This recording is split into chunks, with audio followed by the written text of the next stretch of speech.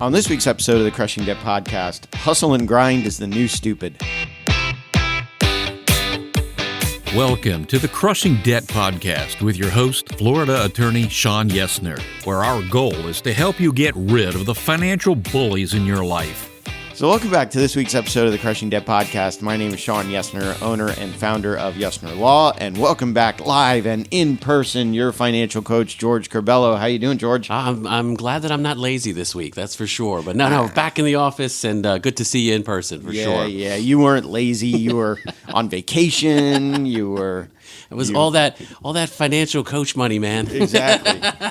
Midweek recording, all that kind of stuff. So, hustle and grind is the new stupid. I love that title. I have to say, it was when I heard it, I couldn't stop laughing. It's definitely a great message, because I think that's all we've been told is like, you got to hustle, grind, make that money, burn the midnight oil, whatever, kind of thing you want out there. But yeah, it's a good one. I love it.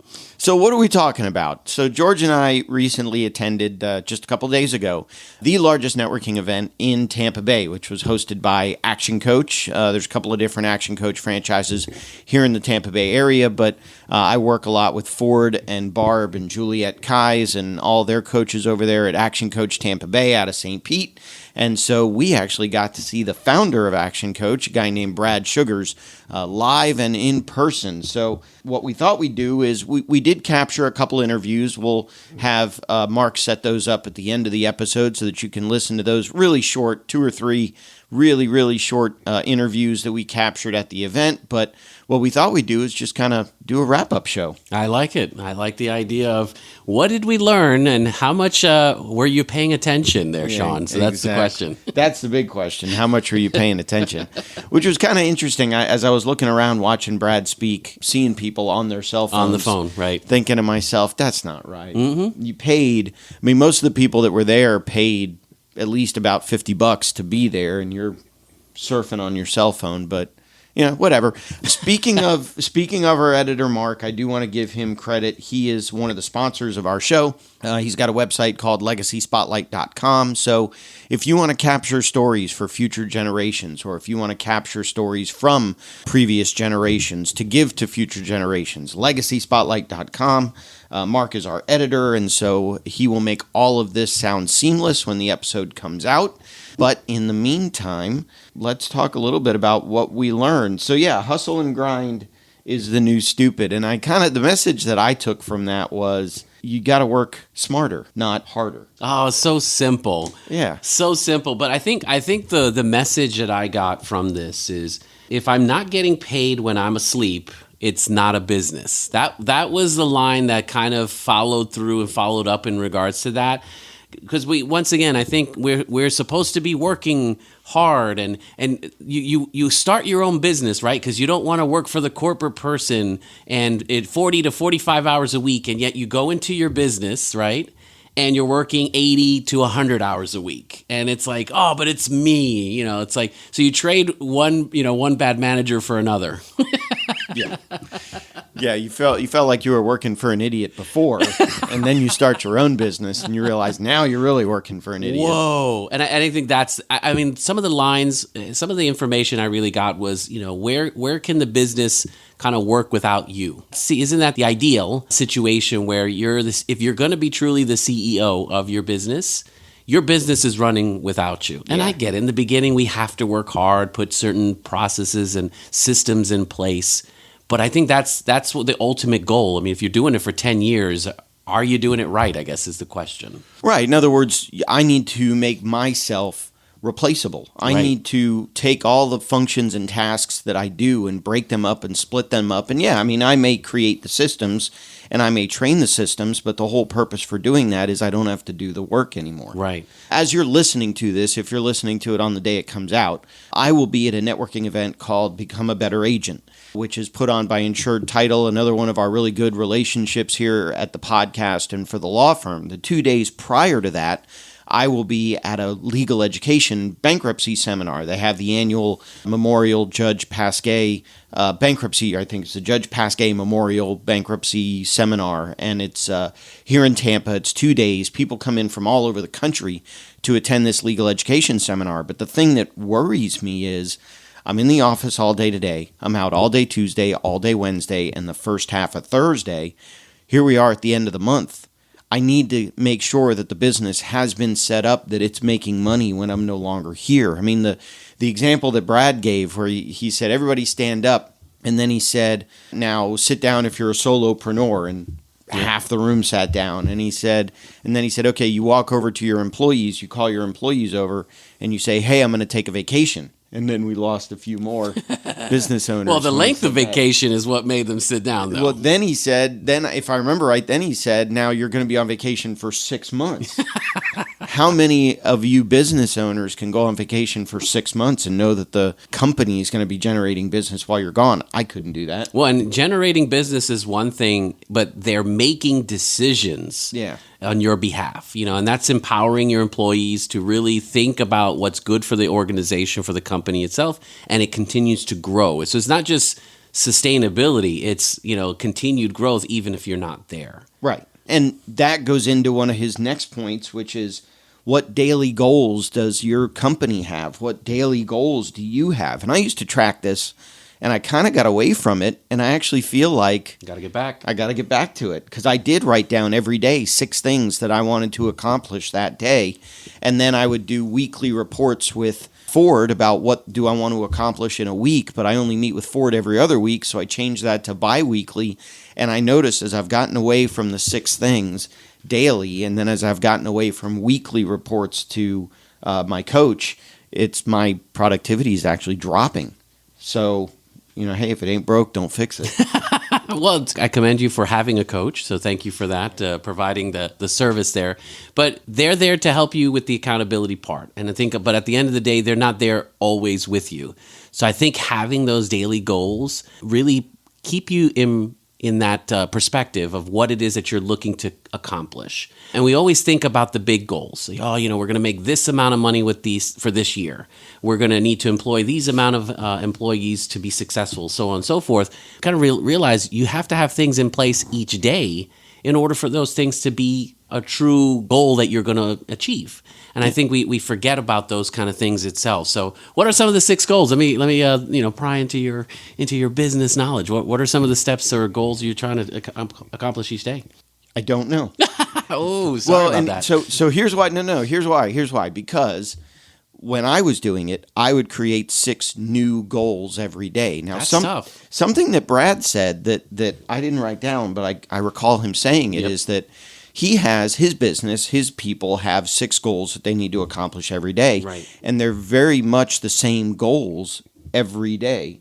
And I guess the way that he said it sounded like it were the same. And he didn't tell us what those 6 goals were. Right. But it was the same 6 goals every day. Now, I don't know if he gives his people the flexibility to say, well, this day I'm going to get 4 of the 6, and I'm going to replace 2 with these 2 other things that I've got to get done today. I don't know if they have the flexibility to do that. But, I mean, to answer your question, I need to get back to getting those 6 goals per day. In terms of per week, one of the things he mentioned was, what are your key performance indicators? What are the things that you need to be looking at every day to see the growth of your company? And I do track a lot of that stuff. I do track how many leads do we have coming in, how many of those convert, how many of those conversions into appointments actually show for the appointment, how many people that show for the appointment actually hire us.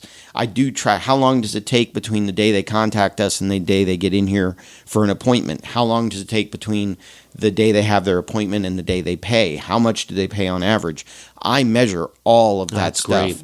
Now, I don't know that I measure it on a daily basis. No. Need to. Right. But I measure that stuff all the time. Or create a system itself that allows you to be able to do that automatically, so that there's no, let me go back to a spreadsheet, or let me go that kind of figuring those kind of things out. I'm in the same boat in regards to knowing your conversion rate. Even with Brad and some of the things he had mentioned, like, how do I get leads to more conversions? That leads to more sales. That leads, to more revenue. And really having more information to be able to understand exactly where you are gives you a better insight to where you want to be. And I think a lot of us kind of take for granted that, like, oh, I talked to X amount. What was the example he had provided? He was like, like how many of the people who call in convert to a certain thing? And he was like, the guy was like, oh, it's 80%. Yeah, 70 to 80%. And then you realize when you actually do the numbers itself, it was like a whopping 11% conversion rate itself. Yeah. So sometimes as business owners, we do tell ourselves like, oh yeah, it's not as bad, or it's great, everything's doing well. You need the numbers, you need the information to be able to kind of tell you exactly where you are in your journey. I mean, I know for my company about 90% of the people that call will schedule an appointment. So I know that from call to appointment, it's around mid 80s to 90%. Of those, again, high 80s to 90% will show for the appointment. And then from there, I think it's about 30 or 40% of those will hire me.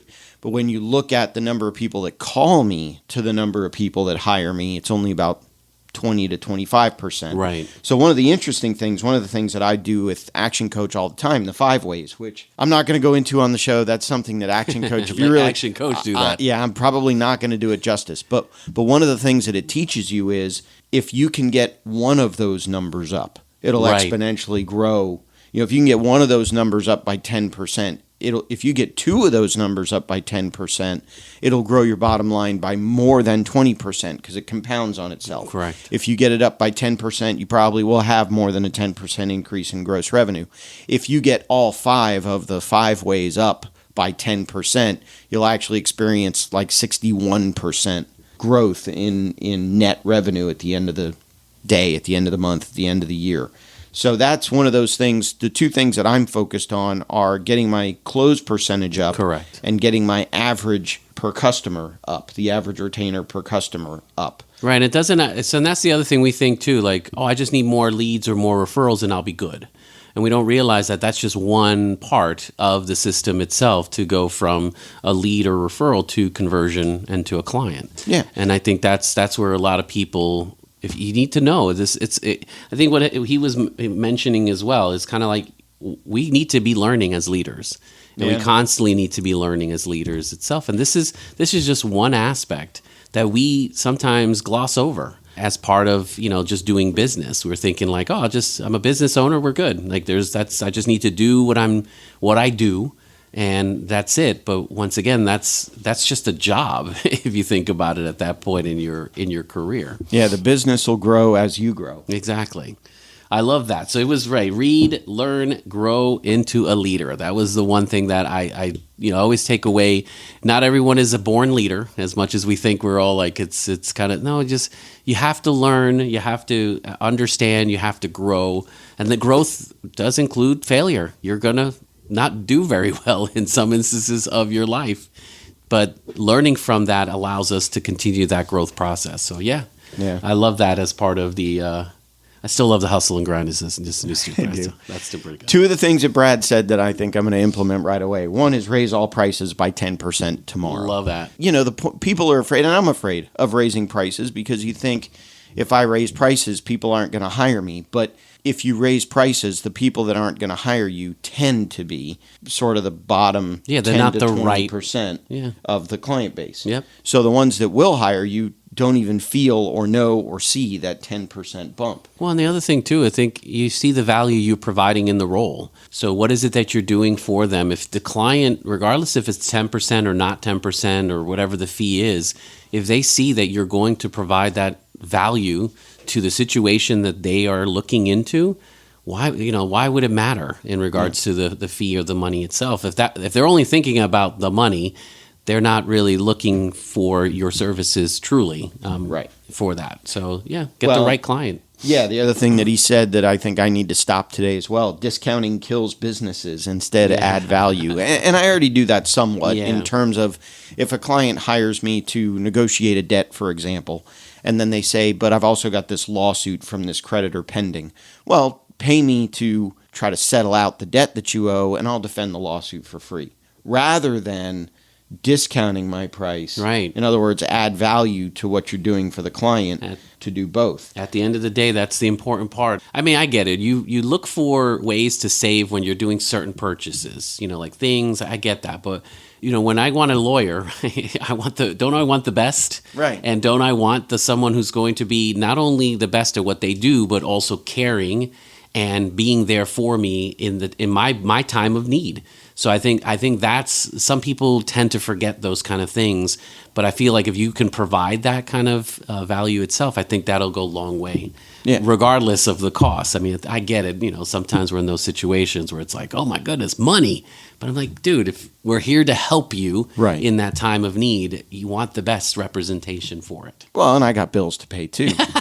I gotta pay. Keeping it real. I like pay it. Stuff here at the law firm as well. Wait, this is not free? There's no pro bono? No. Okay, gotcha. Well, this podcast is free. Gotcha. Okay. But it's similar along those same lines. It's interesting because as I look back at it now, it seems to be 2 points that are opposite each other. One is get off the tools, and the other is fire yourself as CEO of the business. If you are the talent, be the talent. So I think there's 2 sides of the same coin. So number one, if you're the best at if I'm the best at drafting motions and arguing and going into court and argue, then I should hire somebody to run the law firm while I get out there drafting motions and arguing hearings and doing all that kind of stuff. If, on the other hand, I'm great at running the company, then I'll run the company and I'll find another attorney that's good at drafting motions and arguing and doing all that other stuff. So I analogize this with another buddy of mine who's got a general contracting company. Jason Avery's been on the show a bunch of times. Yeah. When was the last time he hammered a hammer? When was the last time or hammered a nail? When was the last time he sawed a piece of wood? He doesn't. He has good craftsmen that do that stuff for him, and he runs the company. He's, in essence, gotten off the tools. Yes. I understand that at the beginning of our business, you're the bread and butter, right? You're the one who's got to bring everything. And we realize when we joked about it, it's like 80 to 100 hours a week. It's because you're doing multiple jobs. You're doing multiple things itself for the business. It's not just the thing you do, the service you provide, the product that you build. It becomes then the accounting. You're the legal department. You're the HR department. You're all of these things combined. That's the reason why it takes so many hours in the week to make sure those things are running. But I think at the end of the day, if you're going to be a sustained business for 10, 20, 30 plus years, and the growth is there, if you're still hammering 30 years into your business itself, you just had a really nice job. It's been a great, maybe something that provides food, but it hasn't grown into something that allows you to kind of pass it, along to generations. Now, at the same time, I do fall into this trap where, the law firm is Yesner Law. Your company is Curbelo Financial Coaching. As these companies grow, you're going to get to the point where I get to the point now where somebody says, "Oh, you're just gonna do the consultation and then pawn me off on your associate attorney." Wait a minute, I want financial coaching from George. I don't want financial coaching from these other people that George has hired. That's kind of a trap that I've fallen into before as a business owner, and I guess the only way really to overcome that is to have good people. You got to get good people, And the other thing that I tell clients when they say, "Wait a minute, you're not going to work on my case," a lot of times I'll say, "But everything flows through my office anyway." And sometimes that creates a bottleneck, but I know, or I should know, or I have the database to know what's going on in all the different client files we have here in the office at any given time. So even though Lauren might be working on your project, she still talks to me about it. I still know. I still review stuff before it goes out the door. And I think that was another thing that Brad had mentioned too. It's, great companies need to hire great people. And I think it's hard to get the right people who, really follow your values and really are committed to the growth of the organization and not just the paycheck, right? But I think if you create that environment that allows people to really feel like they're part of the growth of the organization, they're going to want to do those kind of things and really provide back to the growth. And you're right, it's not pawning it off. It's more of like, no, you know what? I have someone else who's better than I am, and who can help you even and provide you more value as well. So I think those are all. It's hard, but it's as a owner, I'd imagine too, if you told yourself like, I need to step back from my business for allowing it to grow. A lot of business owners are scared of that. It's like, oh my God, but it's me. It's who I am. If I'm not part of the business itself, that's scary. Yeah. And I can see that emotionally, that tie we have with our business as well. Kind of like, well, if I let go, is it still mine? It's like, dude, trust me, you'll love the fact that you'll have more time to do other things. You have more time. You have more time to grow other areas of the practice or the That's it. firm. You have more time to look at some of those key performance indicators and how do I raise those and what things can I do to add value. You have more time to look at that kind of stuff. Exactly. Can I just say one other thing Sure. that I learned at this? What was the line in regards to? Well, thanks for your call. Let me ask you some questions. No, I got it written down. I wrote it down exactly as he said it. Thanks for your call. Just so I can help you best, would it be okay if I asked you a couple of questions? Not bad indeed. That was interesting. Yeah. I have to say, that goes back to the example of the conversion rate over the phone. That situation. It's funny how that's like a coaching. Like, hey, tell me. Let me ask you some questions to dig some stuff out of you right away, so we don't. Because a lot of times people go and they have what they want, to talk about. They don't realize that there's other aspects that we can probably provide value with the use of these questions. So I think it was interesting. Yeah, and I've learned to ask a lot of questions, especially. I mean, I kind of see the consultations that I have with clients very similar to a doctor, where not everybody that walks into my office has a broken arm. Yeah. Not everybody that walks into my office is a bankruptcy the best deal. Sometimes they don't even need bankruptcy because I have this whole other real estate side of the practice. And so if I tried to put everybody that walked in here into a bankruptcy, I'd be bankrupting people that didn't need it or deserve it or have reason for it. Right. I typically start my consultations with, what can I do for you? How can I help you? Yeah. Something like that. But I like that. Thanks for your call. Just so I can help you best, would it be okay if I ask you a couple of questions? Yeah, and what kind of questions is the big thing? Like, where do you? It's obvious, like, where what's happening? Where can I help? But it's really more gearing to the situation itself. Like, are you at the brink of not paying a bill, or like some kind of questions that really get to the heart of why they're calling you as well? Because a lot of times they just like, oh, I just want to know the price. Right. And it's like, well, let's dig a little bit deeper before we kind of dig into that. Well, it's something that I learned in my business. I don't do this, but I have competitors of mine, other bankruptcy attorneys, that will have their staff call around. And the only thing that they want to know is, how much do you charge? And they're doing that to see if they charge in a similar way. Right. So by asking questions, I can sort of kind of weed some of those people out. Right. And I sometimes can know when it's a competitor that's calling me. Wow. And so when that happens, I throw out a high quote. Forget 10%. Yeah, I just double my price, because I know they're going to go back to their boss and they're going to go, oh my God, Shawn charges $10,000 for a bankruptcy or something. Do you believe this? Oh my God. And they're like, well, we better raise our rates then. And then when I have a legitimate person call and they're like, oh, it's only that? That is so good. I do want to put in a quick plug for Please. Action Coach Tampa Bay. And so they are my business coach, and they have events, both free and paid.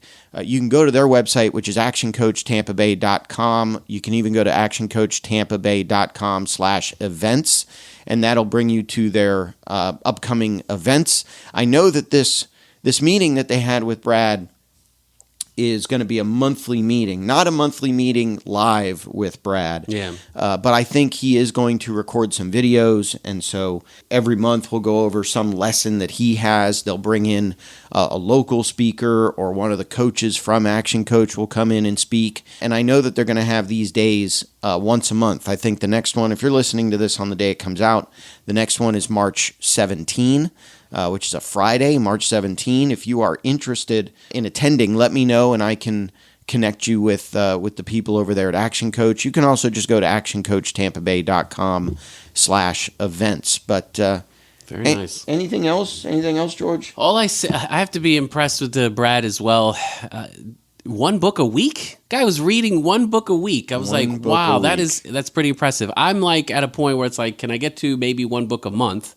But now I got to up my game, apparently. And apparently Audible and audiobooks seems to be the way to do that, which I kind of appreciate that. It's like, if you're listening to a book while you're exercising or doing something. It's kind of the reward you have for exercising is getting to listen to a book and learning and continuing to grow itself. So I thought that was pretty impressive. Exercise your body, exercise your brain, all at the same time. I know it's both hard things to do. I don't know. I never really got into Audible, mostly because I listen to so many podcasts that I listen in the car. I listen to podcasts. Yep. And so I don't have time to listen to audiobooks. And even if I'm going running or exercising or whatever, I listen to enough podcasts that I have content that'll keep me for the entire week. So I've never really had the time to listen to an audio book. But I am right now. We're recording at the end of February. I think I'm in the middle of book 5 for the year right now. So I'm getting about 2 a month. Nice. Not really one. I did one a week a few years ago. I averaged one a week, but last year I think I only got like 20 books in total. Still impressive, man. So no, this year I want to do better than that. That's good. So far, 2 per month. I'm on pace for 24. I could probably get that up to 30.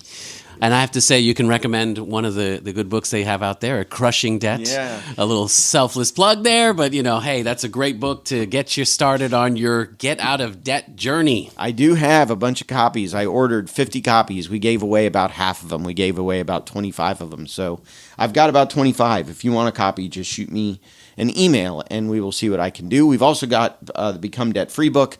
The thing that I was looking at, I don't know. I've got a couple of projects rattling around, but one of the projects that I've added to the list is maybe a combination of Crushing Debt and Become Debt Free. Each book by itself is a small book, but the 2 books combined could get to 200 to 300 pages long. There you go. So, I don't know. We'll see. Maybe I'll combine the 2. Who knows? This guy doesn't know how to say no. Just keep adding to the list, my friend. I love it, though. I got to have stuff that's available to purchase while I'm sleeping so I can create a business. What is it? A business is a commercial, profitable enterprise that works without me. Nice. So I've got to start making sales while I sleep. Well, I have to give Shawn a lot of credit. He was listening that day, so that's a good thing, guys. There's 2 pages of notes right here. I took notes.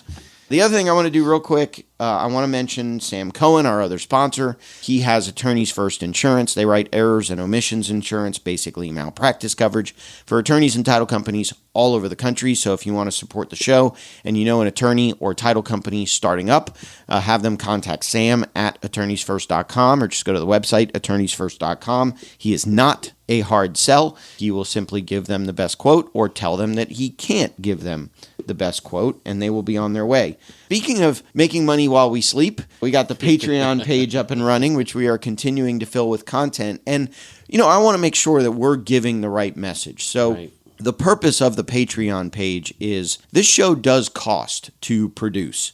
And so the sponsors don't cover the entirety of the production cost. So Patreon is just a way to cover the rest of that production cost. Now, if we make more than what the production cost is, now we can add even more stuff, videos, webinars, seminars, live meetings, parties, all that kind of stuff. So initially, Patreon was really just started to help supplement or help add to some of the sponsorship money that we get. But the more we do with it, the more cool stuff we can do for all of you. So that's patreon.com/crushingdebt. That's it. Is the Patreon page. Other than that, visit us on social media. I know Curbelo Financial has a TikTok page. TikTok, Instagram, Facebook's, all the kids stuff out there. But Yesner Law's on YouTube, sort of, but I know we're also on Facebook. And YouTube, that. Indeed. And then now we'll let Mark take over and do the videos here, or not the videos, the audios. Audios, there you go. And so I know we've got Alfred, I know we've got Lonnie, and I know we've got Thomas that are all giving you tips that we picked up from them at the Action Coach event. I think that's it. It's a wrap. Yeah, so listen to these 3 very, very quick audio interviews. Won't take more than a couple of minutes, and we will catch you in next week's episode. But in the meantime, we hope that at the end of the month you have more money rather than at the end of the money you have more month, and we will talk to you in next week's episode. So I got a question for you. So Alfred, what advice you would tell your younger self when it comes to money? When it comes to money, my younger self, I would probably say stay away from buying things that don't matter as far as material items, as far as shoes and clothing. That's something I didn't understand until I got a little bit older. Nice. That's pretty good. I appreciate the content. Take care, and we'll talk soon. So I got my friend here, Lonnie Veasley. Lonnie is a business broker with Murphy Business. So how you doing, Lonnie? Good. How you doing? So what is your tip for either avoiding debt, getting out of debt? I mean, I'm sure everyone's heard this before, but if I can't afford it, I try not to pay for it. But in my line of work, there's been times, especially 5 or 7 years ago, so I make commission only when I sell a business. So there have been times, yes, I use my credit cards to make it when I'm waiting on a closing. Luckily, the commissions are pretty good, so I immediately try to pay that off, And I do use credit, but I try to pay it off every month. I just do it for the points and travel. But I just use Mint, which is an app for budgeting as far as personal things, and try not to buy things that I know I can't afford, because I got in trouble. I'm 44 now, but I got in trouble when I was in my early 20s, so that's what I try to do. Nice. So tell us real quick, I agree. Avoid the debt, pay off the credit cards. When you do charge it, don't buy stuff you can't immediately pay off, or at least pay off at the end of the month. But tell people real quick, how can they get a hold of you if they're interested in learning more about what their business is worth, or maybe even selling their business? How can they or even buying a business? Because I know you do all of that. How can they get a hold of you? Yeah, they can call me at 727-238-4074. And my email address is L.Veasley, that's V as in Victor, to VEASLEY at murphybusiness.com. And you can check out our website, murphybusiness.com. Cool. Thanks, Lonnie. You're welcome. Thank you, Shawn. Appreciate it. What advice would you give your younger self on business? All right, so I would tell myself, start as early as possible, educate yourself as much as possible, and just go for it. Don't be afraid to fail, because whenever you're failing, you're just learning. Nice. And Yep. Thomas, what do you do? I have an EV charger business. Very nice. Yeah, electric car charger. Electric car, gotcha. Yeah. All right. Well, thank you. Yeah, All right. thank you. All right. If you have questions that you think would make a great topic for a future episode, please email Shawn or connect with us on social media. Shawn Yesner and Yesner Law PL are Florida licensed attorneys. The information contained in this week's episode is not a substitute for legal advice. Your situation may differ, especially if you are located somewhere other than the state of Florida. If you have questions, please contact our office or contact a local attorney. Thank you for listening to this week's episode of the Crushing Debt Podcast.